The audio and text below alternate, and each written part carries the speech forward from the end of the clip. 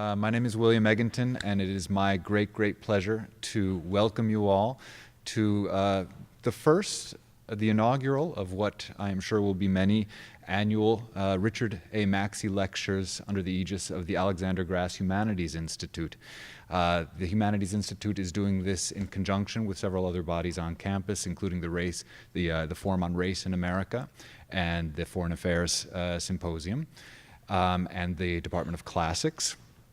And I should immediately point out that we have the honor, I have the particular honor, that in the front row, one of the people sitting in the front row is in fact the person for whom this lecture series is named, Professor Dick Maxey, sitting in the front.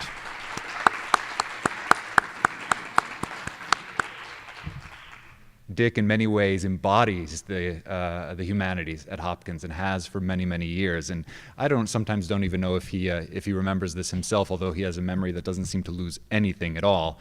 When I was a graduate student making my own decisions about where to study, Hopkins was one of the handful of schools that I came to visit, and that was the man in whose office I came to sit and talk about literature with him many years ago. As it turns out, I went elsewhere, but in the long run, I came back. So it's terrific to be here. I want to thank someone else also in person who is sitting right next to Dick right now. That is Rob Friedman, it's really through his extraordinary generosity that this lecture series exists and will continue to exist in the future. So I'd like to ask you to join me in thanking him as well.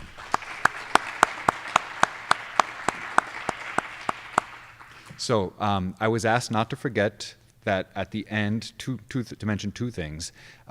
First of all, there are microphones out in the halls or in the aisles. I understand that Professor Maxey usually gets the first question. I hope he'll agree to give us that this evening.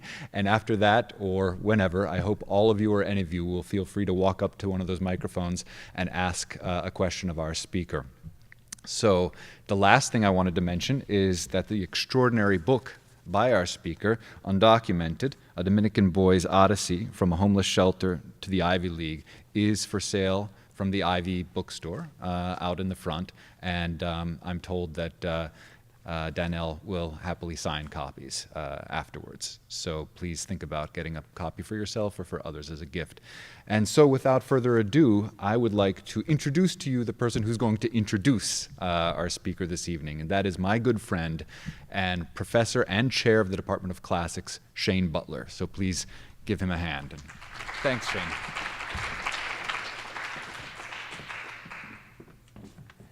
Thank you, Bill, and good evening to all. I'm Shane Butler, chair of the Classics Department here at Hopkins, which is pleased to be one of the co-sponsors of tonight's event, along with the JHU Forums on Race in America, the Foreign Affairs Symposium, and the Racism, Immigration, and Citizenship Program, as well as tonight's principal sponsor, the AGHI, to whose director, Professor Bill Egginton, and administrative coordinator, Lauren Cornell, I would like to extend particular thanks for bringing us all together. On behalf of all the sponsors, it is my distinct honor to introduce tonight's speaker. Danelle Padilla-Peralta is an assistant professor in classics at Princeton University. He received his BA in Classics summa cum laude from that same university, where he was also the Latin salutatorian. He went on to receive an MPhil from Oxford and, in 2014, a PhD in Classics from Stanford. His principal work so far has been in Roman history, though his interests range far and wide. I first met Danelle just over a year ago when he spoke to a distinguished group of classicists about some ancient shit. Literally, some ancient shit. His talk was about excrement and waste management in the Greco-Roman world. And please take my word for it when I assure you that his talk was a breath of fresh air. He's one of the most exciting young scholars in the field of classics today, and I'm thrilled he's going to be back at Hopkins in May to speak to the Classics Department about his ongoing research, an event to which you're all warmly invited. But for now, I'd ask you all, including Danelle, to indulge me as I offer a rather longer and more personal and more classical introduction than I would normally inflict on you. I am, as I've said, a professor of classics. I am also married to an immigrant. His story and our story is absolutely nothing compared to that of tonight's speaker. Nevertheless, it did force us to flee this country into de facto exile overseas, to escape the mounting risk that we would run afoul of an Orwellian intersection of anti-gay discrimination and homophobic law on the one hand, and non-resident visa regulations on the other. A perfect storm produced by the so-called Defense of Marriage Act, signed into law in 1996. Ours was, to be sure, an orderly flight, with a soft landing into an academic job and a comfortable life. Still, our story is a reminder that many of us who spend our time on college campuses can tell firsthand stories about this country's broken immigration system, ranging from the relatively mild, as in my family's case, to the mind-blowingly brutal, as in that of the man I am introducing. Needless to say, it is not that stories of immigrants who are or become academics are intrinsically more important or interesting than those of other immigrants, quite the contrary. However, there is a particularly poignant way in which our stories highlight the absurdity and hypocrisy of a collective failure that disrupts and destroys so many lives. In 2008, voters in California approved Proposition 8, which added an amendment to the state constitution banning marriage between people of the same sex. I was a professor at UCLA at the time. My partner and future husband was in Italy, since we were then shuttling him back and forth for 3-month stretches on the visa waiver program, sweating every border crossing. In the same election, California voters approved another ballot initiative, banning the caging of chickens. On my way to UCLA the next day to teach Ovid to a room of undergraduates, at least one of whom I knew was an undocumented immigrant and on her way to graduate school in classics at Duke, I remember thinking how absurd it was that there I was, a professional humanist, teaching the humanities, that is, what are supposed to be the highest achievements of human wisdom and creativity, in a country that felt determined to announce over and over that my student and I and my partner, also a humanist, were all less important than chickens. I know why the caged bird sings, I thought to myself, with apologies to Maya Angelou. The term humanities, which is part of the name of tonight's primary sponsor, derives from a Latin word, humanitas. Humanitas, however, as I regularly explain to my Latin students, is a peculiar word. On the one hand, it simply means humanness, the least common denominator of the condition of being human, the thing or set of things that we think distinguishes us from other animals. On the other hand, the same word points toward the highest achievements of the human species, and so means something like civilization or culture. It is from the latter, more restricted meaning that we derive the name of the humanities. Humanitas can also mean something like kindness, or to use another word that we get from it, humaneness, the quantity that a full awareness of the human condition should lead all humans to exercise toward one another. Now let us listen to the unkind words of someone who lacks at least this third type of humanitas, and perhaps one or both of the other two. Quote, "Fundamentally, almost no one coming from the Dominican Republic to the United States is coming because they have a skill that would benefit us and would indicate their likely success in our society," unquote. This preemptive verdict was delivered by a senator from Alabama, quoted as such on the very first page of Daniel Padilla-Peralta's book, Undocumented, A Dominican Boy's Odyssey from a Homeless Shelter to the Ivy League. Since the book's publication in 2015, the same senator has become the Attorney General of the United States, in which role he announced earlier this very week new plans for punishing cities that refuse to collaborate with federal authorities to hunt down and expel undocumented immigrants. Now more than ever, the inclusion of the quote at the start of such a book about such a life and such a career reveals in a flash the preposterousness of the racist lies on which the career of someone like Jeff Sessions has been built. Above the quote is a photo of Daniel as a small child in Santo Domingo, shortly before leaving for the United States. Above that, a quote from the Roman playwright Plautus, given first in Latin and then in English, It has multiple resonances with the book to come, but it is here because it asks a question about belonging. And so already on its first page, humanitas, both humanness and the humanities, triumph over inhumane and inhuman policies and politicians. Forsan et haec olim meminisse iuvabit. Perhaps one day we shall enjoy remembering even these things. A line from Virgil in which Aeneas encourages his weary comrades, quoted by Danel later in his book. But as Danel also notes, ending his last chapter with a word to the haters, quote, demography is a bitch. When humanists and historians finally do look back from a safe distance on our America, they'll know full well who and what was great about it. Please join me in welcoming Professor Danel Padilla-Peralta.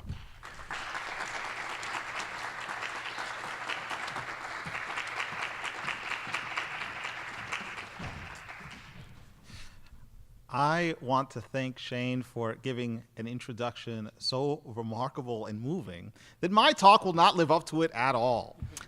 In fact, I was almost minded to use this as an opportunity to excuse myself from giving the remainder of the talk, because Shane has outlined beautifully and poignantly what I think the stakes of a conversation of the kind that is plotted in the book and of the kind that I hope we will have tonight are. The stakes are nothing less than a reckoning with what it means to be humane and what it means to be human and what it means to practice the humanities at a time when both the practice of the humanities and the imperatives of social justice to those who are structurally oppressed are under continuous assault.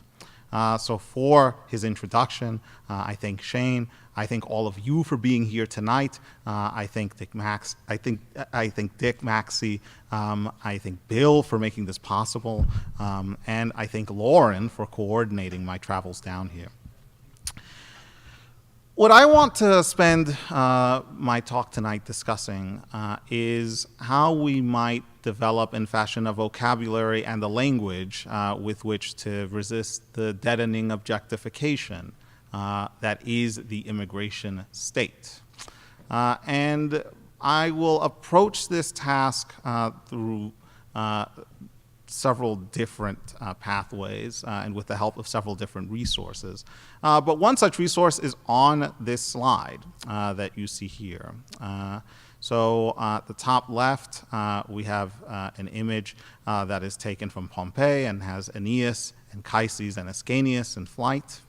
And then we have a photograph at the bottom from PBS NewsHour, and on the top right, the cover of a 2015 issue of Time magazine. The iconographic resonance of immigrants carrying their loved ones on their shoulders and of carrying the things that they value most on their shoulders as they flee from crisis to a new home or in search of a new home was one that appealed to me when I first saw these images. But the deeper appeal, the possibility that struck me as most worth exploring, lay in the prospect of mobilizing out of the study of the Greek and Roman world, the discipline in which I've been trained, a vocabulary and a set of resources, conceptual, iconographic, discursive, for plotting resistance to some of the depredations and assaults of the contemporary moment. To offer up another pathway, I want to talk about a specific text that I negotiate in Undocumented, and that I now have the great privilege of teaching to a group of students as part of a seminar on citizenship that's being offered this term at Princeton. This text is Plato's Crito, and I'll read a little snippet from the book, and then I promise that I'll let you read the rest of the book and not read any more from it. So when I was a junior in high school, I was beginning to become fully aware of the implications of being undocumented and how that journey progressed and what came to be at issue in that process of discovery and self-discovery is something I'll discuss at greater length in a few minutes. But what that encounter with the various facets of being undocumented did for me at the time was leave me in a bit of a psycho-emotional rut. I was beginning to perceive, dimly at first, but with greater clarity as I did research into what awaited me, that my undocumented status slammed the door shut on many of the dreams that I nourished, had cultivated, had nurtured for me by my parents, my teachers, my mentors. And in the midst of this frustration, I began to turn to what I thought would be resources that might prove capable of giving me some answers. And among these resources were texts, specifically Greek and Roman texts. Fall of junior year, I signed up to take an elective with Dr. Russell, Death of Socrates. The class kicked off with the pre-Socratic philosophers, then moved on to 4 Platonic dialogues: the Euthyphro, the Apology, the Crito, and the Phaedo. The Euthyphro's examination of piety and morality brought back memories of reading Elie Wiesel, which I had done in the 7th grade, and taking those first tentative steps in thinking through what my faith meant to me. But it was the Crito that really grabbed my attention from the opening sentence. In the dialogue, an imprisoned Socrates explains to his friend Crito why he plans to abide by the wishes of the Athenians who have condemned him to die. Crito is baffled. "We can spirit you out of Athens," he keeps insisting. "Why are you submitting so meekly to the laws of the Athenians, unjust as they are?" "Because," Socrates tells his friend, "if the laws could speak, they tell me that they brought me into the world and nurtured me, oversaw my growth from youth to manhood, that I am their child and slave, that I was never and could never be on equal terms with them." And they'd add, now I quote directly, "Any of you who does not like us and the city, and who wants to go to a colony or to any other city, may go where he likes and take his gods with him. But he who has experience of the manner in which we order justice and administer the state and still remains has entered into an implied contract that he will do as we command him," end quote. The our way or the highway attitude of Socrates' personified laws angered me. In our class discussions, I tried to argue that the correct call was for Socrates to leave Athens. I didn't see anything redemptive or glorious in dying at the hands of a community whose laws treated you unjustly. But my beef with Socrates' speaking laws quickly got more personal. Whenever I was sure no one else was around to read over my shoulder, I'd been consuming newspaper articles on immigration in the computer room. I kept coming across the fulminating rants of anti-immigrant zealots who invoked the law as cover for their xenophobia, saying that since the good-for-nothing illegals didn't follow the law and didn't wait their turn in line, they had to be kicked out. I wanted to ask them, what if the laws don't make sense? What if they don't take into account the kinds of experiences my family had gone through? What if the laws are simply wrong? "Get out," I heard the law shout at me. And I can now congratulate myself for having anticipated a movie that has made over $120 million in the past few months. This is the Jordan Peele Get Out film that you should all go and see as soon as this talk is done. But apart from the prescience of including the phrase "get out" in the memoir, the reason I wanted to start with that passage is because it was in that moment of attempting to make sense of my responses to this text, text that spoke about law and that configured the relationship between the law and its subjects as, in essence, a system of domination. The law as parent, the law as master over the citizen qua slave, that I began to think more critically about the scope of my responsibility and the scope of the responsibilities of those of us who were of the conviction that the laws on the books, whether they pertain to immigration or, for that matter, any other issue of social justice, were wrong and in need of rectification. What were we to do? Was it simply a matter of just leaving the scene of conflict? Or was it a matter of reinserting ourselves into the conflict, of entering the fray with renewed vigor, and challenging and have those laws with the express and ultimate aim of seeing those laws rewritten? What were the extent of my civic obligations, and how would I go about realizing them? To begin to formulate some further answers to this question, it became important to me to arrive at a clearer sense of my own personal history as an immigrant and of the histories with which that history was interpolated and with which that history was implicated. So here you see my great-grandmother, who lived to be 101 or so. No one knew exactly when she was born. She grew up in a Dominican Republic that had witnessed not one but two U.S. interventions, one of which had set the scene for the eventual ascension of the dictator who ran the Dominican Republic with extreme violence and rapacity from 1930 until 1961. These interventions into the Dominican Republic's affairs by the United States created a condition, one that will be familiar to many of you who have spent time discussing and thinking through post-colonial literature, and one that has even generated a tag that has recently been mined to spectacular effect by the organization Define American. The tag is, "We are here because you were there." Which takes its inspiration from some of the post-colonial literature that has sought to anatomize and dissect the scale of the geopolitical obligations that are incurred as a consequence of military interventions. And so what I want to say by introducing this and by putting my great-grandmother's photo here and focusing your attention on these interventions is that it is important in thinking about the individual immigrant experience to situate that experience in the broader context of the geopolitical entanglements through which immigrants' lives are plotted. Shane has alerted us to some of the legal machinery at work in conditioning and marginalizing and sidelining certain classes of immigrants and driving immigrants across borders. What's important, too, to underscore in connection with this point is the degree to which the push and pull of migration is structured by longer-term trends in intervention, in military projection, and that these trends, in turn, come with ethical responsibilities. The fact that these interventions take place, the fact that these interventions continue to take place in our 21st century moment, must urge us to ask fundamental questions about what our obligations are to those who are on the receiving violent end of those interventions, or the children of those who have been on the receiving violent ends of those interventions. This is a point I'll return to in a few minutes. How did I get to the States? Well, it's a long story. That's why there's a memoir.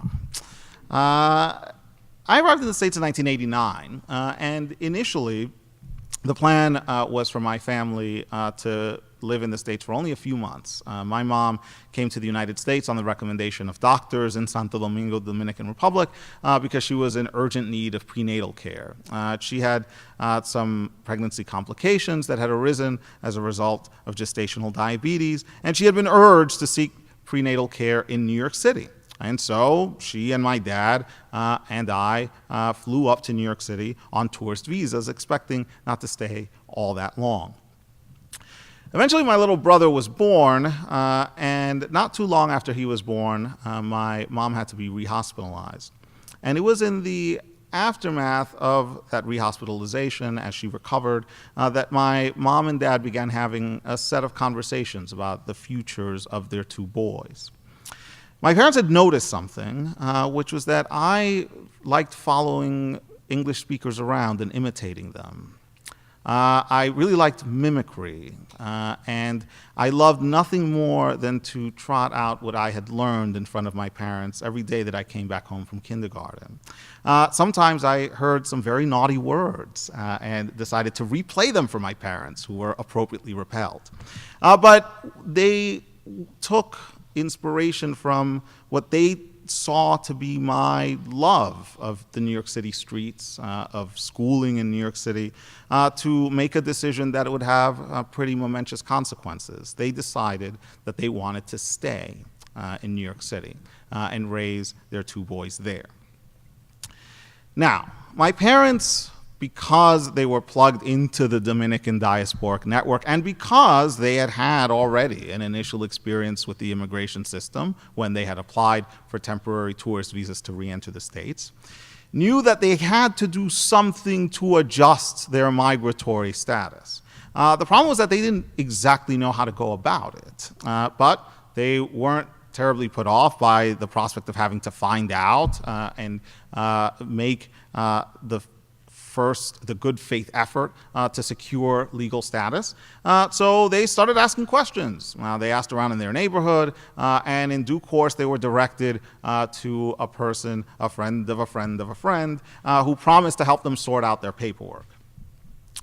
And he asked my parents to hand over what they had saved up, and he promised that he would make their problems go away. Everything would be taken care of. It would be flawless. Well, he did not do this. He was, in fact, just a hustler. He was a charlatan. And he disappeared with my parents' savings. And much later, I learned that there had been nothing filed with the Immigration Service ever. He had duped them into thinking that he had, in fact, prepared all this paperwork, but there was nothing. In the meantime, though, my parents remained optimistic about their chances of settling into the United States and making a new life for themselves in New York City. This was, in effect, finally forced on them because in the period of time that it took to attempt to sort out matters with this person who had promised to legalize their status, my parents had been informed that their jobs in Santo Domingo would be given to someone else. So at that point, there was no returning back. We were now going to be stuck in the United States, at least for the near term. And my parents approached this with zeal. They thought, all right, we'll just have to work any kind of job that comes our way until we find some secure long-term employment. But this is where they began to realize the full implications of not being documented, of being sin papeles, as we say in Spanish. Without papeles, they did not have legal authorization to work. And every few months, at whatever employer my dad happened to be at the time, the question was inevitably raised, do you have legal authorization to work? And neither my dad nor mom were comfortable with lying about this, and so off it was to another job until they were asked the same question, until at which point they had to then find another means of employment. And so on it went for the first 4 years of our time in the States. My dad began working odd jobs in order to make some more money, but even regardless of those jobs that he was able to line up, those temporary summer jobs that included selling fruit from a fruit stand or working cabs during the winter, we would fall behind on our rent payments, and eventually, in order to avoid being evicted, we would move. We jumped all over the place in New York City. It was really exciting for little 5, 6, 7-year-old me, though, because every few months we got to get on the subway and go to a new place. And we would take our stuff with us. Occasionally, my dad would have a car, and so we could put that stuff in a car and drive it across one of the New York City bridges. And boom, we were in a new neighborhood with new school, new friends, new everything. We had started in the Bronx, and then jumped to Astoria, Queens, after which we went to Washington Heights, and then back to the Bronx, and then to Queens again, and then to Queens once again. But by the time early 1993 rolled around, my dad was getting really fed up with this business. He was not a believer in suffering for suffering's sake, and he told my mom that he didn't really see what the purpose of all of this was. My mom volleyed back at him that the purpose of this was making sure that in the long term, the two sons in the household had access to a U.S. education. But at a certain point, the uncertainty and instability of our lives really began to fray my father's nerves. And eventually, he told my mom that he wanted to head back to the Dominican Republic, and that he was going to head back to the Dominican Republic, whether she wanted to join him or not. My mom, in response to the ultimatum, said, head back. I'm going to stay here. And so it occurred that in January of 1993, my dad packed up his bags and flew back to Santo Domingo. My parents separated, then divorced, and my mom was left to raise her two sons by herself. For the first few months after my dad returned to Santo Domingo, my mom thought that she would be able to work everything out. She wasn't convinced that everything would go to hell. She was a little worried at her inability to maintain secure employment, but she believed that with the help of some of the public assistance benefits for which my brother was eligible, that we would be able to keep things afloat and she would be able to make ends meet until she found secure long-term employment. This was not to be. In June of 1993, we were evicted from our Queens apartment. All our stuff was put out on the street.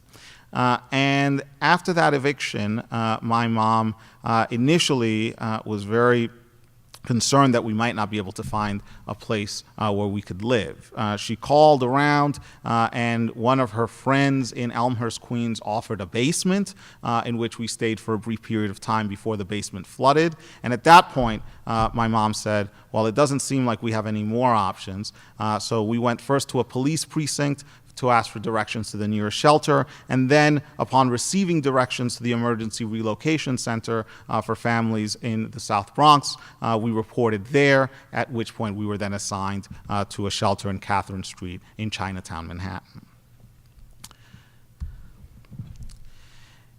In the shelter, I had a lot of time to kill because the shelter had a curfew, and it was really difficult to see any scenario in which I might convince one of my fourth grade classmates to come over to the shelter and hang out. I didn't have toys, and I did not have video games. I did not have Nintendo, which some of my classmates did have. But I did have access to a library in this shelter.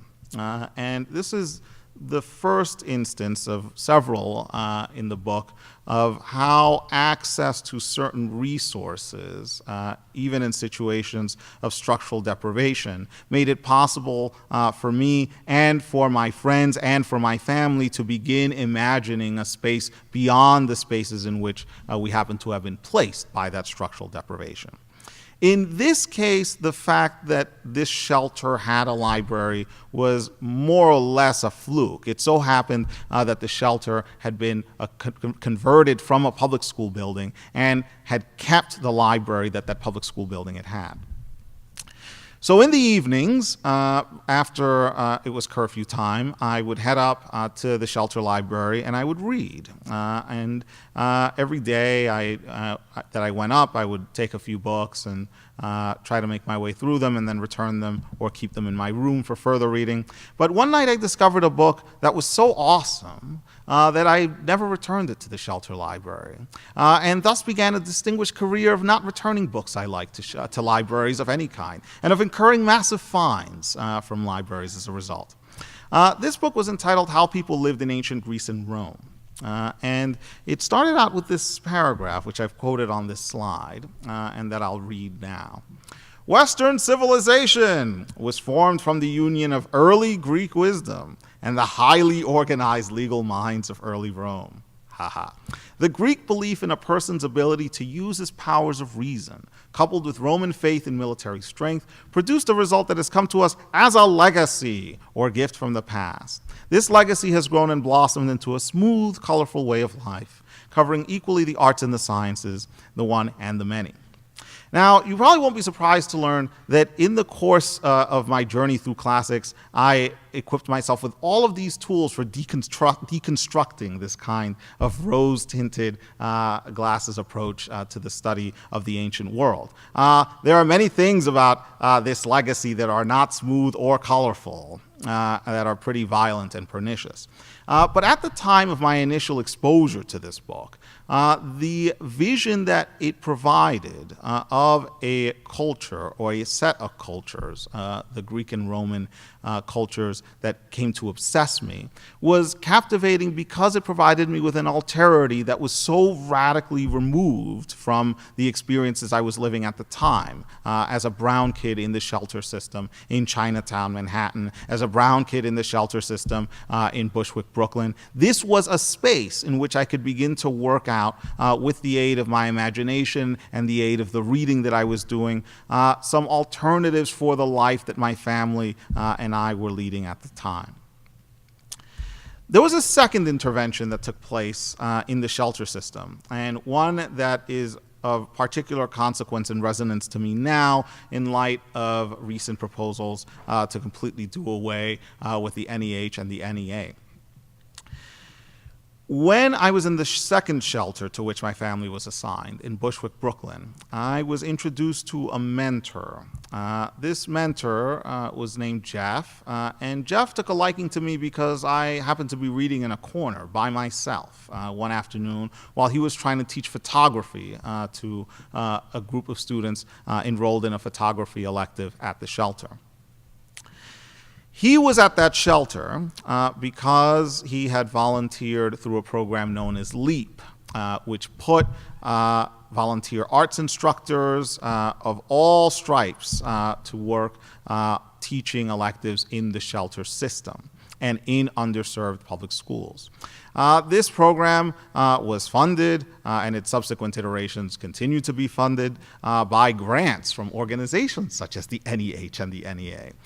So you can imagine how desolating it feels to know that some of those grant bodies will soon see their existence terminated. Maybe we can talk a little bit about that during the Q&A.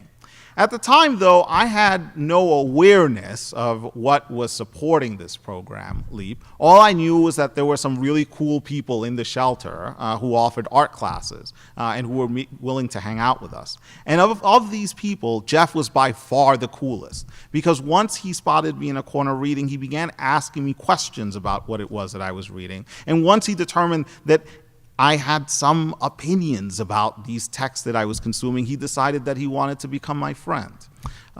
When he became my friend, he determined that it was important not only for us to continue having conversations about the books I was reading on a daily basis, but for him to actively intervene in my life and guide my mother and me as we transitioned out of the shelter system into applying to new schools to which at which I might matriculate as a 7th grader, and where I might be able to satisfy some of my curiosities in things like Greek and Roman culture and history. Jeff opened those doors. He, among other things, gave my family the social capital and sense of institutional knowledge required to navigate the independent school process in New York City. But there is another issue here, and one that I am at pains to flag in the book itself. This is the fact that my life at that point rode on this fortuitous intervention, and that it is one of the characteristics of our contemporary landscape, striated as it is by various vectors of systemic oppression, that so much of what accounts for the ability of some people to make it out, as it were, rides purely on luck. If anything, if there is one thing that I think we should be committed to, it is in ensuring that outcomes of the kind that enable a black and brown person who has been subjected to severe forms of marginalization and oppression don't ride solely on luck or even primarily on luck, but are instead facilitated through the full access to educational opportunities that Jeff made available to me, but that should be the right and privilege of every single American. We can talk about that later too. Thanks to Jeff, I was admitted to a private school, and that admission introduced me to a new world of many different kinds of privilege, some of which I had no inkling of until I arrived at that private school. Some of my classmates were very understated in the exercise of their privilege, and others were not. For my money, the single best example that I was personally privy to of someone trying to downplay their privilege in this setting occurred when I was in the high school, and one of my friends told me that his Christmas break had been very lame because he had been at his family's Swiss chateau the entire time. I had not been at a Swiss chateau. I had been in the hood playing basketball. That is what we did. But even as I was trying to navigate this experience of being confronted with classmates who came from a situatedness and a perspective and a structure of privilege radically different from anything that I had encountered before, I was also trying to come to grips with the reality that was beginning to define my life in ways small and great. And that was the reality of being undocumented, which by the time the late 90s and early aughts rolled around was something I could not ignore. So my awareness of what it would mean to my future to be undocumented came in bit-by-bit installments. One of the first moments where it occurred to me that this business of being sin papeles was actually a serious impediment to my future came when my mom's dad died, and I was at the time 11, turning 12. When he died, I thought that my mom and I and my younger brother would all be heading to the Dominican Republic for his funeral. And I asked my mom why it was that we weren't heading to the Dominican Republic for his funeral. At which point she explained to me that we couldn't travel because if we left the United States, we'd not be able to re-enter. So I filed this away, and I would come back to that moment and think about its implications later on in my teenage years. But the really decisive moment when it became clear to me that being undocumented was going to be a serious problem to all the dreams that I had set out for myself occurred when I was in high school. By the time I was a junior in high school, I had the privilege of this phenomenal Greek and Latin teacher who had begun to sell me on the idea of studying classics in college. And initially it sounded kind of crazy, but because she was really dope and possibly the best teacher I've ever had for anything in life, she made it seem so tantalizingly cool to study classics in college that I thought to myself, well, this is what I have to do. End of discussion.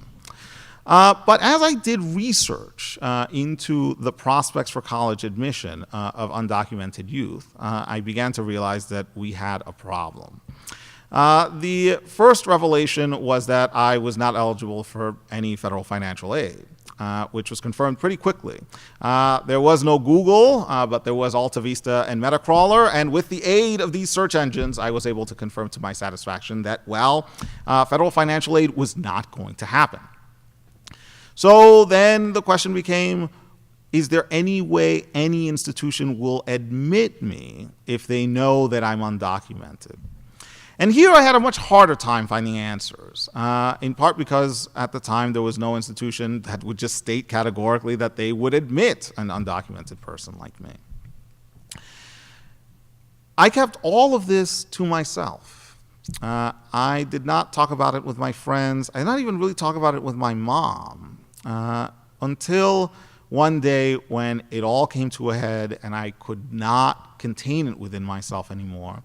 And it was that day that I went up to my college guidance counselor and I laid out, as best I could, the details of my situation. I was terrified at that moment that he would say that there was no prospect for my being admitted to college, that there was no hope.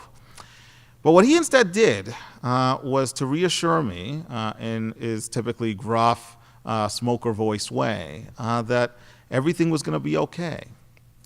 Now, many years later, I learned that there was, in fact, no firm foundation for this claim. He couldn't have known that everything would be okay.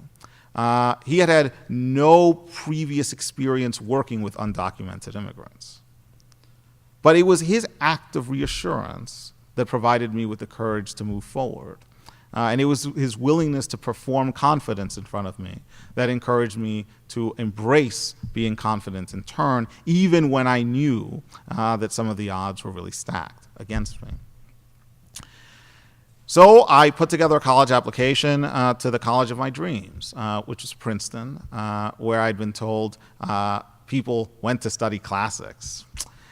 And when I was almost done readying the application, my college guidance counselor had one question. He wanted me to undertake a little bit of recon. And when he explained what he wanted me to do, I thought that he was completely out of his mind. He asked me to go to a Princeton admissions officer who was holding an information session in Midtown New York, introduce myself, explain that I was undocumented, and ask that Princeton admissions officer if my status would be held against me. Now, when he said this, the reason I thought he was crazy was because I did not, in my wildest dreams, think it even remotely reasonable that I would willingly out myself to someone who did not know who I was. I just thought it was utterly batty. I thought that he might have started to lose his marbles or something like that. But again, he said it with such confidence, like he knew what was going to go down, that I said to myself, well, if Boss Primer says that I got to do this, then I guess I got to do this.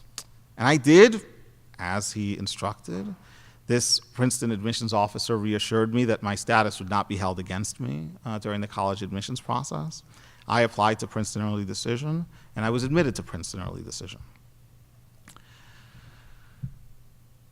After I was admitted to Princeton, my journey as an undocumented immigrant took a new set of directions.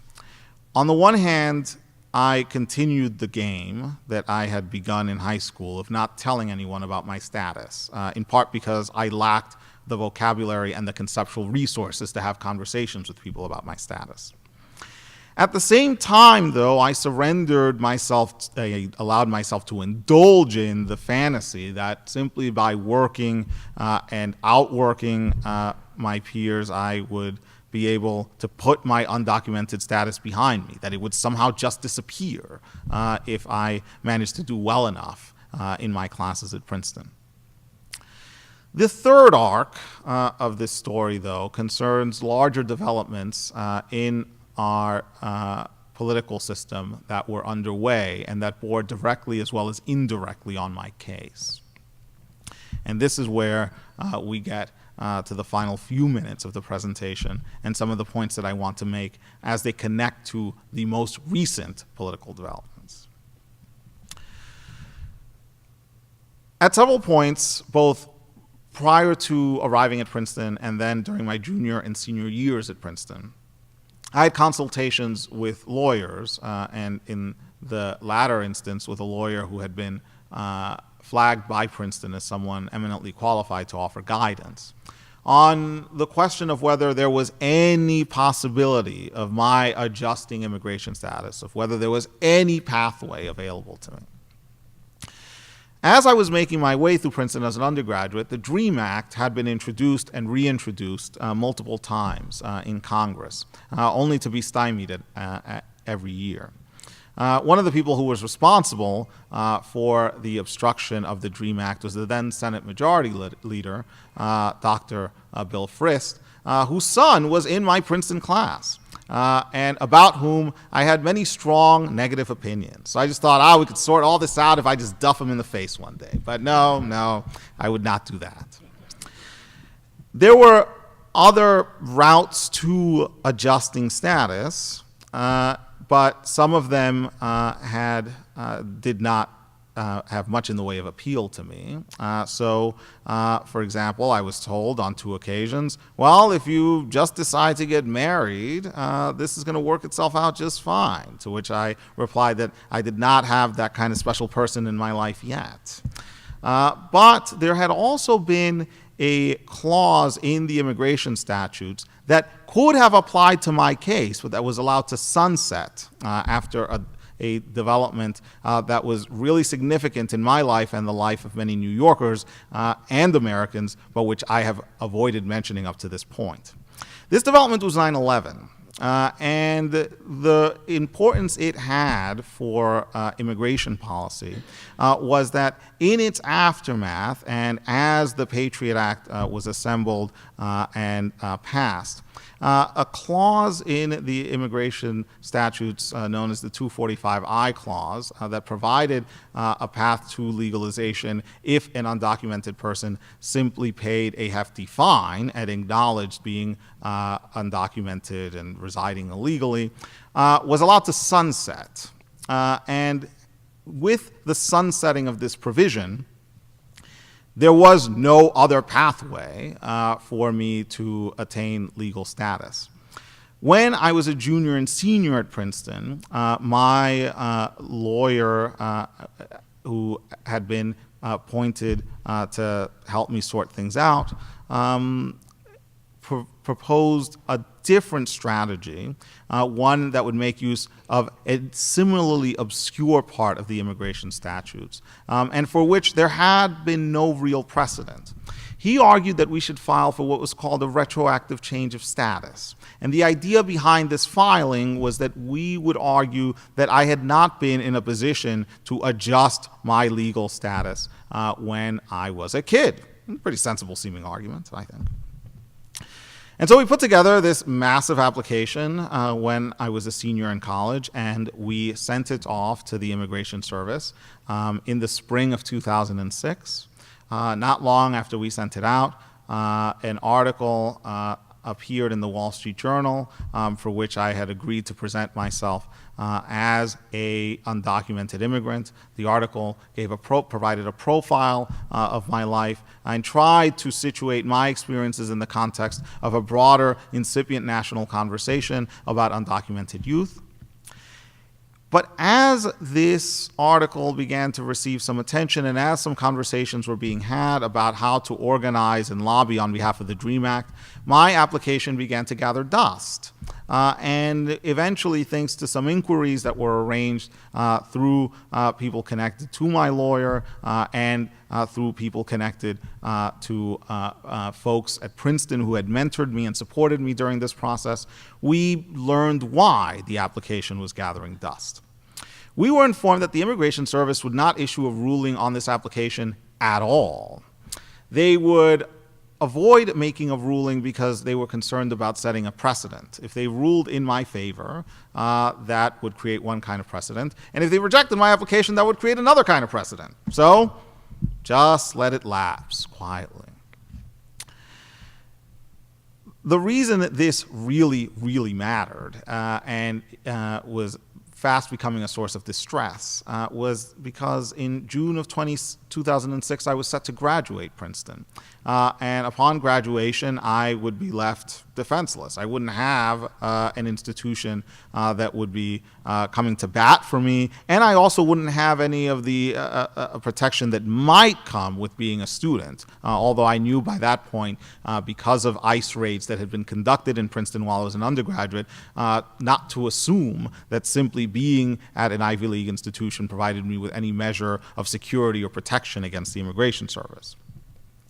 But once it became clear that this application wasn't going anywhere, I decided that the best strategy was to accept a fellowship that I had been offered to study at Oxford and to exit the United States. In doing so, I exposed myself to what's called a 10-year ban on re-entry, which is automatically triggered whenever anyone overstays a visa for 180 days or more, as I had when I was a kid.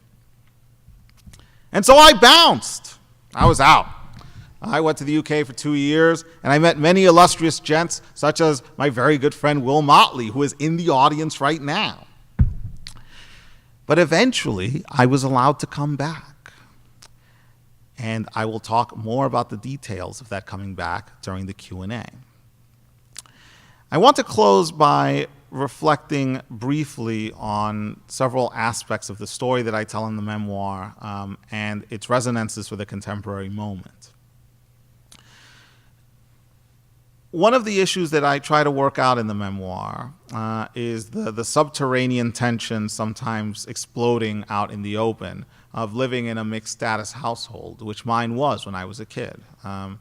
we had two undocumented folk, my mom and me, and then we had my younger brother who, by virtue of being born in the United States, was a U.S. citizen. And one of the things I could never understand about my brother until I was finally in a position of maturity that enabled me to see crystal clearly what his experiences had been, was why he was saddled with so much anxiety. I thought, I'm the undocumented one. I should be stressing all the time. Like, you're a U.S. citizen. You got this privilege. This life is going to be great. But what it took me ages to fully process, to effectively process, was the psychic toll that our mixed status household was taking on him and on my mom, obviously. But I had for so long internalized my plight as being undocumented and my mom's plight of being undocumented as something having to do with us and as something that we could confine within us and internalize within us and corral and discipline within us, that I had never seriously given thought until I was in a position not long after my college graduation to begin working these things out for myself.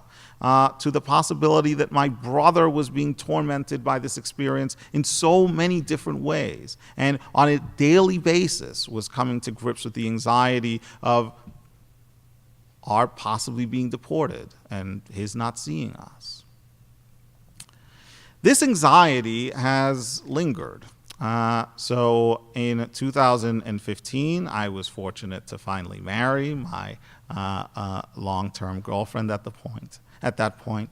And one of the many difficult conversations we'd had in the years prior to getting married concerned the possibility that with my status being up in the air, even after I was allowed to return to the United States, I might come within the sights of the Immigration Service and be whisked off to detention and then to deportation. What will we do and how would we cope with that?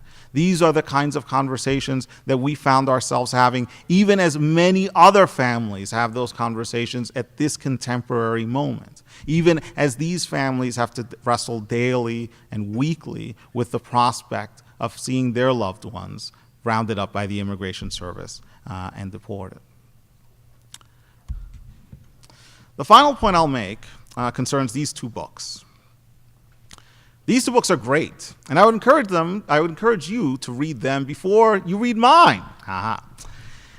The reason these books are great is because they foreground something that is of paramount significance in our 2017 moment, but that is only now getting the full and robust attention it deserves. Plenty of you, I'm sure, have heard about Michelle Alexander's book and have had occasion to reflect on the toll that mass incarceration has taken on our society. But what Marie Gottschalk's book brings out so beautifully is that the immigration state and the carceral state are two sides of the same coin.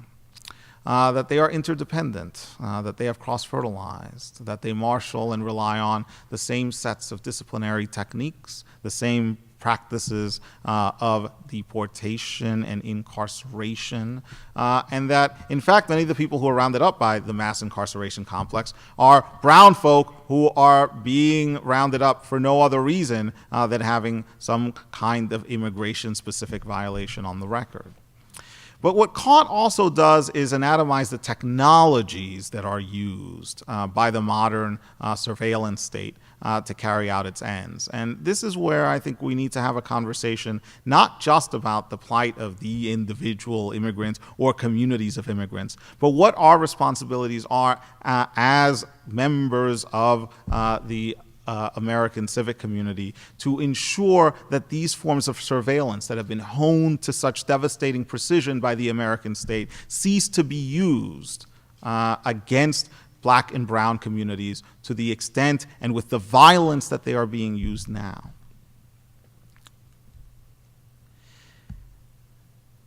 On this point, another note needs to be provided, and it's on this note that I promise you I will end. One of the things that has drawn me to the humanities, and one of the reasons why I have found a humanistic engagement to be so compelling, is, as I said earlier, because it has provided me with a set of conceptual tools and discursive tools to reflect and resituate myself and resituate the communities around me. But it's now imperative more than ever, for the reasons Shane outlined in his introduction, to think really critically about what the humanities can offer in this 21st century moment. And there are several things that the humanities can offer that no other field of inquiry can. The first is that we can generate narratives. And this is the task that I set myself in writing this memoir, and it is a task that I hope many of you will consider embracing over the next few years.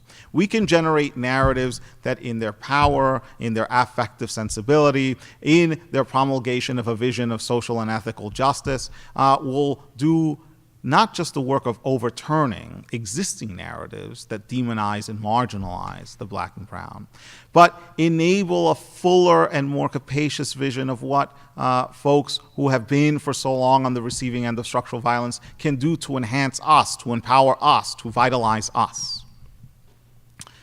As part of this work, there's another responsibility, one specific to the tasks of the university, and this is the responsibility on which I conclude. We have to be willing to use the experiences of those who have been marginalized as sites for a reorientation and recalibration of what we call the humanities. So by this, I am not calling for some kind of instrumentalization of those who have been structurally oppressed. What I am saying is that those folk who have been on the violent end of the forms of oppression that I've talked about so far, whether those are the depredations of the carceral state or the violence of the immigration state, whether those are victims of police violence, whether they are victims of failing schools and immiserated neighborhoods. It is their embodied experiences that have so much to teach us about what it means to be human and what it means to be humane, what it means to be a citizen, and what it means to be civically engaged. And our practices as humanists, what we do that we term the humanities, will be forever one-dimensional and monochromatic until we recognize that it is precisely these people whom we need in our classrooms, whom we need teaching our students, whom we need giving these talks. So long as they are sidelined and prevented from taking a lead role in the reformulation and rearticulation of our civic responsibilities, we will fail ourselves, and we will not get terribly far in the project of resistance that I mentioned earlier. If we are going to resist, the project of resistance begins by attending to them. So with that, I'm done. See, I told you I'd be done.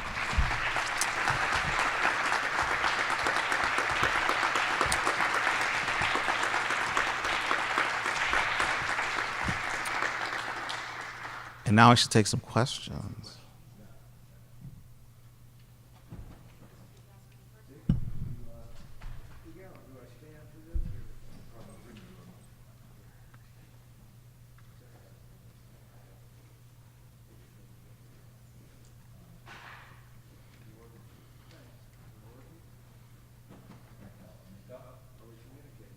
I can hear you. Well, you can interpret me then, which is one of the roles of the classicists. I was struck that both the Hopkins classicist and the Princeton classicist initially in the book, which as the tag phrase, the Warsaw Heiko and Minisu Uwaba. Now that used to be sort of things people wrote in their high school yearbooks, ironically, I guess, about having suffered through this and that. You have such different agenda of suffering, and the question of the role is, does memory transform this, and is memory part of it? So give me one more tag, and it's just Lacrimata, Mortality, and Tonga. There are tears of things. There were moments when You had to cry along that night. And I'm asking you, I suppose, in part to say what you've already proved by spending part of your time constructing a memoir. Memoirs get written now, I notice, earlier and earlier about people. You're relatively mature as a writer compared to some sports stars I know, writing memoirs. But here, the question of suffering, can it have a redemptive role without This narrative that you talk about at the end, oh, something's happened. The magic word was narrative, and I better stop there. No, thank you for that question. And it's a question that is integral to conversations that we need to have about the entanglement of memory and suffering. I would say that what's most significant is providing and constructing deliberately, with planning, with sophistication, with rigor, spaces in which suffering can be talked out and can be a site for collective meditation and collective contemplation. But, and this is where I have had the fortune of really working through some of my initial perspectives on suffering with these students in the citizenships course I've been taking this term. I've been teaching this term and taking this term since they are teaching me. It matters a great deal that we be very mindful of the situatedness of suffering and the different positions and intersections at which suffering operates. So it's important for any conversation about suffering for there to be mutual recognition. I mean, you can't have a conversation about suffering that begins with one person in the room simply saying, you are not suffering, or your suffering is trivial, or your suffering doesn't square up with what I think the real suffering is, or whatever. So there has to be mutual acknowledgement. But after that, there also has to be very careful and considered reflection on what it means and how it comes about that different people suffer differently. How is suffering written on the body, for example, is a question that humanists have taken to asking recently, a question that I think is important to wrestle with in this moment now as we think about a range of practices that operate directly on people's bodies. And in line with that, it's also important to be asking questions about who the architects of this suffering are. What we need to be willing to give names to the people who are responsible for this suffering. It's not enough to speak about it in passive terms and say that people are having this suffering inflicted on them. We need to be forthright about the institutions and the agents who are responsible for that suffering, and we need to put names on the process. I got some names. Daniel, gracias por venir. Thank you for coming here. My name is Erwin Hess. I'm a doctoral student in the School of Education, and my dissertation actually focuses on undocumented students from high school to college, and specifically how college admissions counselors can help learn better competencies in working with undocumented students and to reduce microaggressions. My question for you is, coming from a bachelor's from Princeton, PhD from Stanford, assistant professor at Princeton now, did you face any microaggressions, and if so, what were they, and what would you recommend for higher ed administrators to reduce those microaggressions? Woo! We're going to be talking Sorry, here it's all a loaded question. day. I know. All right. Yeah. We connected over Twitter. You may have tweeted. I did send you some. Yeah. So, I got many stories of microaggressions. It would be great. All right, so let's, where should we start? So I'll start with an incident in the book, and then I will range out to an incident that's not in the book. So when I was admitted to college, I was so hyped. I could not talk about anything else for weeks after I was admitted to college. I must have been insufferable to some of my friends. But I had a classmate who rivaled me in being insufferable, who was perhaps worse, way worse, because he, in an elevator conversation we had one day, after complaining that his parents' connections had not helped him nearly to the degree that he thought they would, said to me, looking at me, "It must have been so easy for you because of this." And he pinched his skin, right? So that's not even a microaggression. That's a straight up aggression, right? And my immediate visceral response, one that I really, really had to work hard to suppress, was to just hit him. But then I was like, no, because then I'll get suspended or expelled from my school, and then my college acceptance will be rescinded, and that would be terrible. That would be great. This was not the first time that I encountered this form of insinuation, right? And the anxieties that it precipitated were manifold, right? At the time, I was still subscribing to this idea that, well, merit is something transparent, and why is it that this student can't see that I, by any sort of conventional metric, deserve to be admitted? I mean, I was still in trying to work out a conception of merit that recognized how deeply contingent on the production of power meritocratic discourses were, right? And that's something we can talk about in a separate time.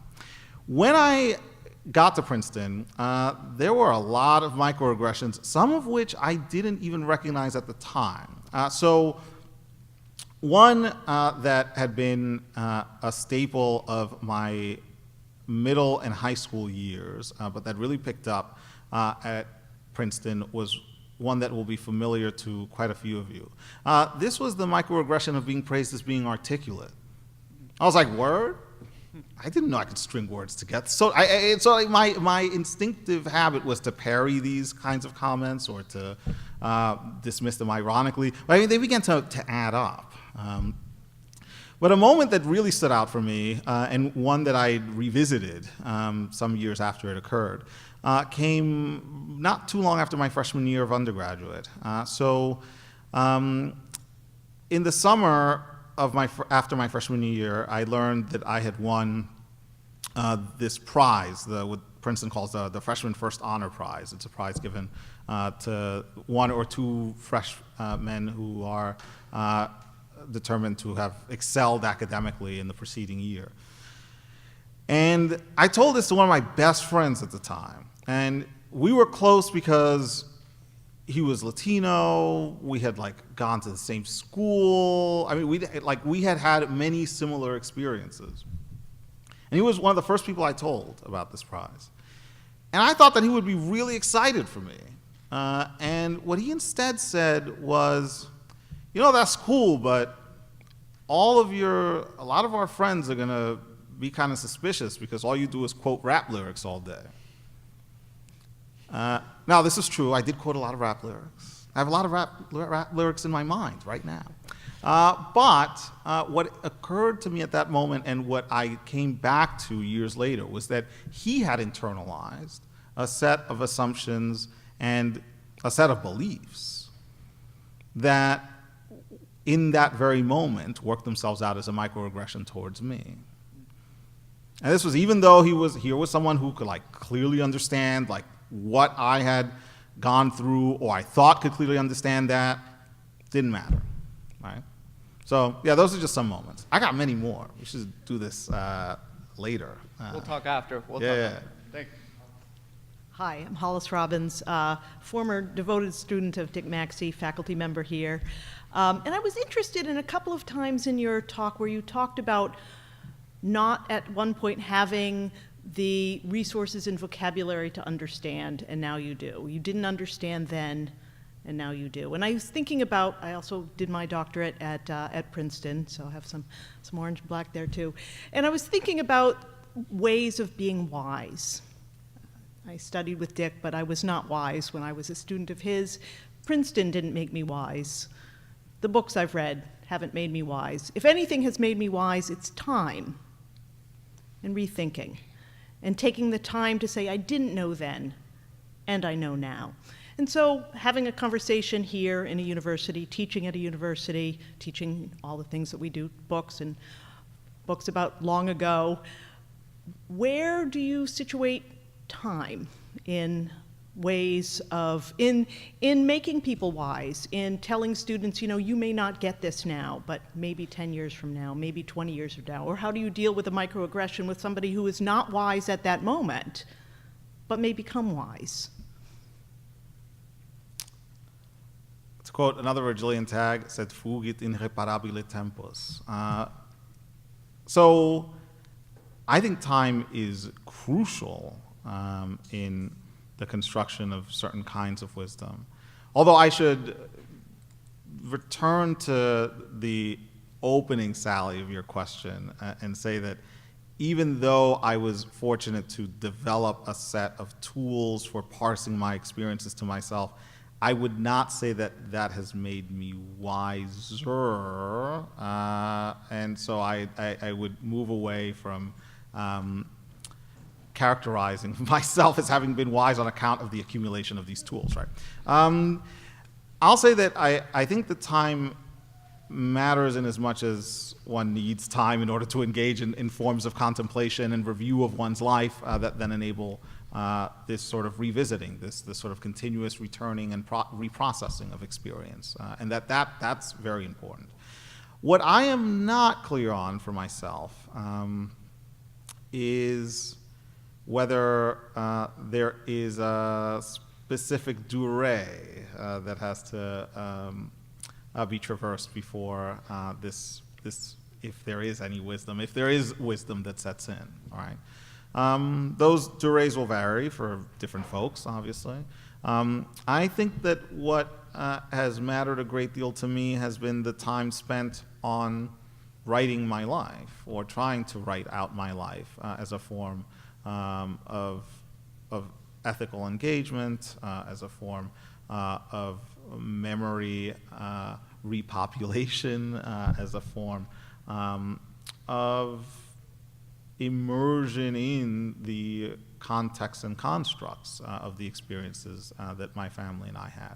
And so the process of narrativizing, which has a temporal component to it, has been very much at the heart of any wisdom that I might have. But the temporal has significance in other domains as well. I mean, I would also say that the spatial matters a great deal in this regard, because it is one of the arguments I attempt to float near the end of the book, that by virtue of mobility and by being forced continually to re-encounter myself in a whole range of settings, I was eventually able to arrive at a form of self-understanding that took this mobility as a net benefit and not as some kind of detracting force that undermined my effort at arriving at a consistent sense of selfhood.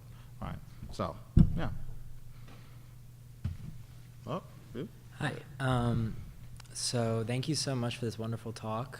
I'm a doctoral candidate in the classics department, so I'm really looking forward to you coming back in May. And I think a lot of things that you said sort of hit at this really important crux in my own experience as a student of dead white guys, and also as someone who cares a lot about social justice. One of the ways that I'm trying to sort of reconcile those two things is studying how something that you actually said that, bad memory. You were conceptualizing classics as a space beyond structural deprivation. So this idea of classics, or the classical world as an imaginary space, and how that imaginary space has affected power structures throughout history. So my question is, and it's kind of like, makes me a little bit uncomfortable to ask it, but does it mean anything that the space that you envisioned as beyond structural deprivation is also the same space that institutions like Princeton or the private school, which was pictured there, envisioned as the very foundation of their privilege? Mm-hmm. And I guess a sort of sub-question would be, if you were someone that had been interested in, instead of being interested in the Greco-Roman past, if you were interested in, let's say, like the ancient Mayan past, would that have changed your life at all? Well, I am interested in the ancient Mayan past because one of the Yeah. things I'm trying to incorporate in my book project right now is a section on Mesoamerican temple building. Ha ha ha. See, so there we go. No, but I mean, I take your question very seriously as an invitation to reflect on something that's very much on my mind pretty much all the time, and it is the degree to which the institutions with which we are familiar and some of which I mentioned in the presentation, rely on a construct of the classics to credentialize their claims to authority, right? And in recent years, I've tried to formulate and had conversations with folks and tried to sort of be a participant in dialogues and venues that apply some real serious critical pressure to this. And so for starters, one of the conversations that I think will be really important to have is how classics itself is complicit in the forms of structural injustice that have defined the lives of so many black and brown and marginalized and excluded people, including my own. So there are many different approaches to take in pursuit of that end, right? I mean, now more than ever, it's important to take up reception studies in classics as a way of thinking critically about this and thinking critically about our relations to these forms of crossover and credentializing that exist. There's also been a lot of discussion about the co-optation of the classics, right? But I'm a little wary about some of the language used in parsing this because what I think, or what seems sort of obvious to me, is that the classics was never sort of naked or bereft of forms of domination. I mean, these are encoded in the classics, right?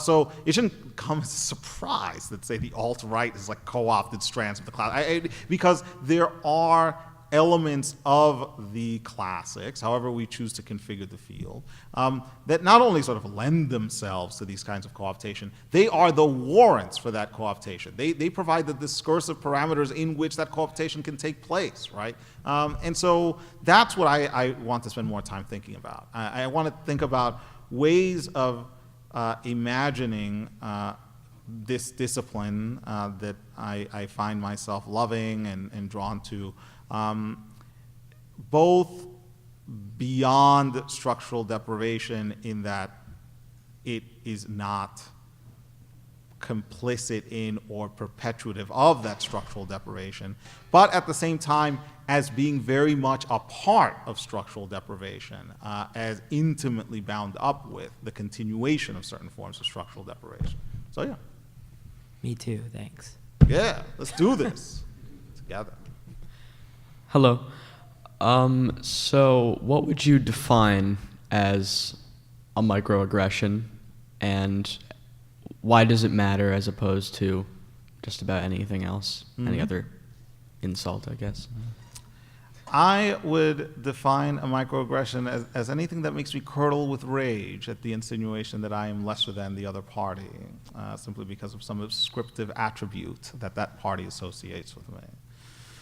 Now, the micro here is key and problematic in equal measure, right? Because the micro implies that there is, well, a macro. And it's not clear to me that there is any benefit from differentiating according to micro and macro. I mean, there are moments when it is useful to speak of distinctions between, say, the snide comment and the outwardly racist insult. But the penetration of the snide comment and of the racist insult into the psyche of the person receiving it can be equal in resonance or magnitude depending on the context and the occasion. So I like to use microaggression to sort out some of my own encounters and some of the encounters of those near and dear to me with these fleeting, seemingly ephemeral moments. But at the same time, I also hesitate to use it as a term that sort of has the flexibility that I need, because let's face it, all these are aggressions. And the key, as I've seen it, is to try to come up with forms of response to these aggressions, irrespective of whether they've come at one end of the spectrum or happen to be on the other end of the spectrum. Just to add on to that, you were saying earlier how somebody, was like, pinched your skin and said like, this must have helped you, right? Do you feel that was just an individual making a rude comment, or do you feel that is relevant in some other way? So I think it is both an individual making a weird comment, because he was weird in all his weirdness, and symptomatic of a deeper issue. And at the time when it occurred, after restraining myself and making sure that I didn't do something that would get me thrown out of my school, I thought that the best way of putting this issue on the table, as I saw it, was to write a column for the school newspaper. Yeah, this is the way. It's always the way. Write a column for the school newspaper. And what I flagged as the issue, what I had discerned the issue to be in this column, was, and note that I refer to it as the issue, as if it was just like a singular issue and not a constellation of issues, but we'll get to that in a moment, was that there was very little discussion in my high school, especially at that point in senior year, about things like race, right?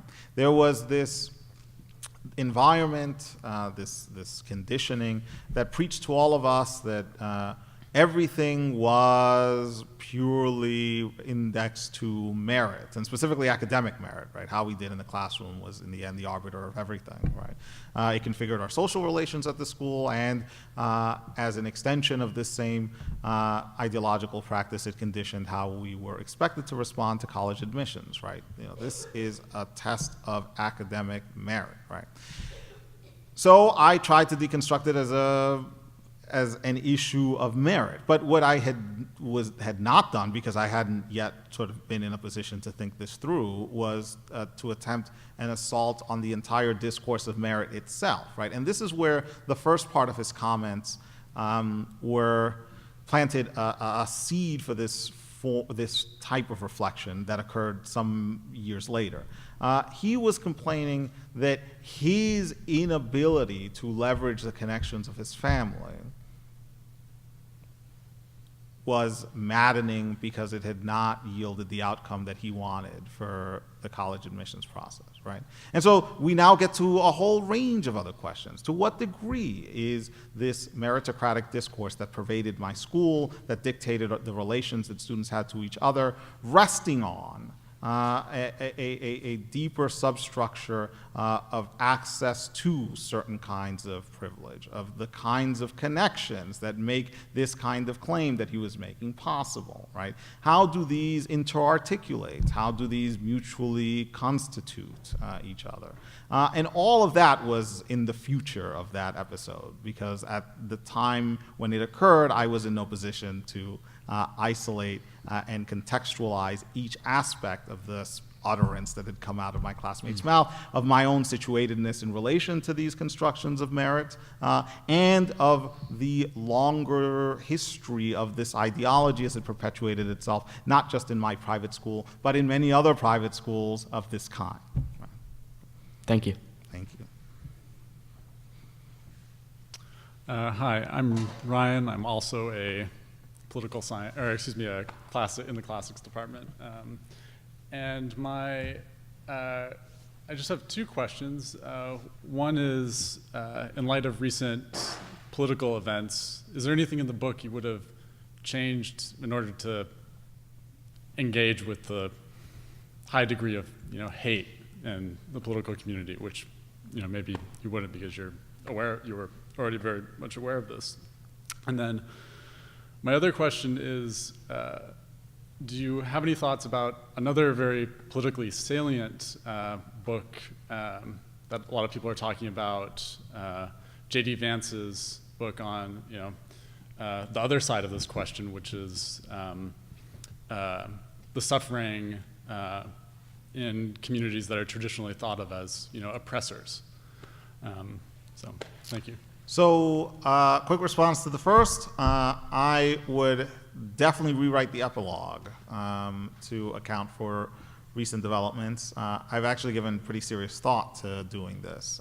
And for that revision, I would want to talk about not just the immediate aftermath of the election and the wave of new enforcement protocols and new policies, some of which have been, for the time being, enjoined by the courts and others of which have not.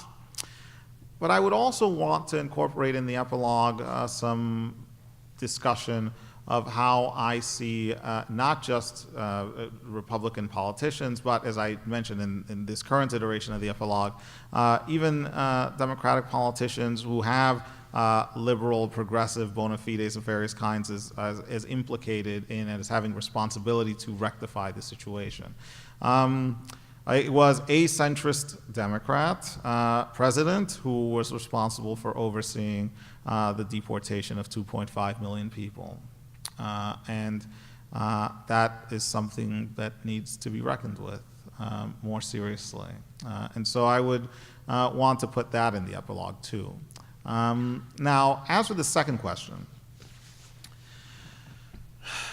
so I have conflicted feelings about Vance's book, which I read on a nice, long cross-country flight.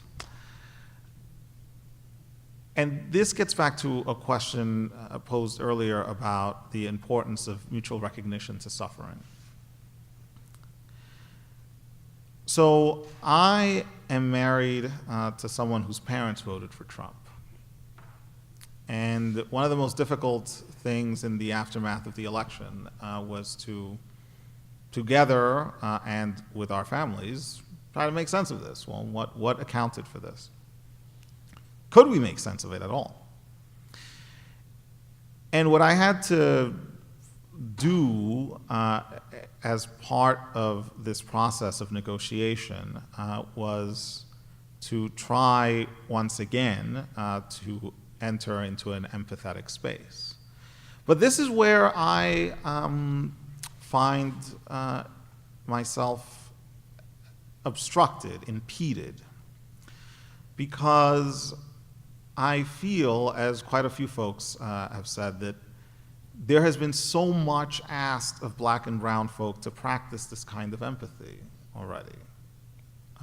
And I find myself slipping into empathetic gestures. I find that, I haven't shunned my family members who voted for Trump. I've tried to understand as best I can the whole range of factors accounting for their decision, to the extent that they're willing to even verbalize those factors, right? What I do find worrisome has been not necessarily a development that for responsibility for which should be put at Vance's feet. Rather, it's a development that has a lot to do with the discussion in Democratic circles about how to process the outcome of the election. What I find disturbing is this belief that the way forward for a liberal progressive politics, of which I am a supporter, is to re-embrace the oppressed and systemically oppressed lower middle class that has been impoverished by deindustrialization and so on. I don't think that we should say, well, let's do that and not do the work that comes with advocating for social justice. And so the dilemma as I see it, and one that will have to be confronted by people at the grassroots level and activist level, as well as by people thinking broadly about the future of liberal progressive politics, is, well, how you do honor to the suffering of all of these groups without at any point setting up a hierarchy that accords one of these groups a primary preference over the other. And until that happens, I think there's gonna be a lot of infighting about what the sort of immediate tactical or longer term strategic priority should be, and that infighting will be corrosive and debilitating. Thank you. Hi, I'm the granddaughter of 2 undocumented immigrants from Mexico. I'm also a Princeton graduate, undergrad, and I'm currently a clinical social worker, a psychotherapist. My question is maybe a little personal, but I was just struck by how sort of, I would say psychological, even sort of psychoanalytic your description of some of this is, and also sort of well metabolized. I mean, there's a way in which you've obviously been able to sort of think about and process what's happened to you. And I guess I wonder if, and again, you may not want to answer this, but if you've had any sort of psychotherapy, or if there's been any sort of treatment, or if it just comes through the reading, and I guess also whether you're reading, you're clearly reading across many different disciplines, if that does include sort of psychology or psychoanalysis at all. So whatever you feel comfortable answering in those questions. Well, at this point, I should say that I am married to a clinical social worker / psychotherapist. See? There you go. No further explanation needed. So yes, there has been plenty of working this through over the years. And I mean, some of that has been enabled by the kinds and forms of reading that I've been in a position to undertake, or that I have had, in some cases, foisted upon me, or have been exhorted to undertake for my well-being. But much of that has come through conversation. And whether those conversations occur in the household or beyond, the cumulative, the end aim of those conversations has been to develop a set of cognitive behavioral techniques that I can apply continuously to keep myself as situated and as well poised as possible to at every juncture be capable of examining myself and undertaking this kind of scrutiny. I don't think that this form of introspection comes simply as a consequence of taking a humanistic a text and reading it, right? And this is where one of the things I had tried to do in the memoir was to underline the importance of teaching. I think it matters tremendously to have teachers who can embody and perform this form of work for their students, right? And I was a beneficiary of teachers who were singularly skilled at demonstrating to their students what it might mean to take a text and use that text to scrutinize oneself and one's relations with others. And so now I would say it's on teachers to model this kind of work for their students and to show students that it's not that these texts somehow speak for themselves or whatever. It's that we voice them and we inhabit them and we teach them and we animate them. And through these ways of animating and exemplifying, we make our students believe in what is at its core a fiction, the belief that text can somehow open ourselves up to each other.